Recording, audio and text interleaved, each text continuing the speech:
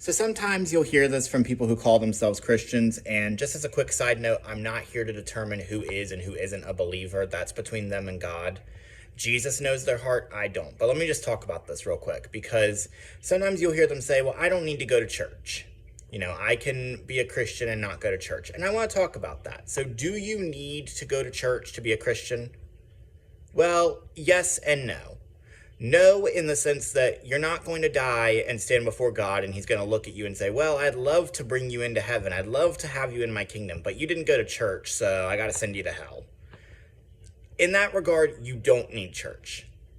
But in the regard that you do need church, because don't click away and don't stone me for saying you don't need church, because I do believe you do. You do need church because we are at war and the enemy is looking for any weakness that he can find in us.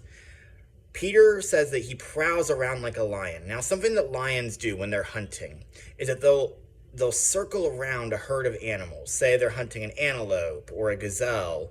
They'll circle around them and they'll just look for the weakest ones. And they'll do everything they can to break the herd up, cause the herd to scatter, and then single in on the weakest one. And that is what Satan is doing.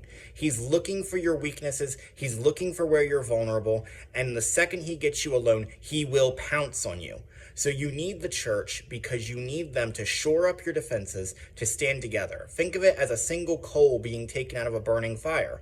The fire that burns together will last longer than the single coal set by itself. We can encourage each other. We can build each other up. We can pray for each other. We can correct each other. That's an important thing. A lot of people leave church because they don't like being corrected. But yes, you do need to go to church in the sense that you need that fellowship of other believers and you need the instruction that the pastor can bring you. Now, are there bad churches and bad pastors? Yes, and I'm not here to discuss that right now, but I will discuss it at a later date.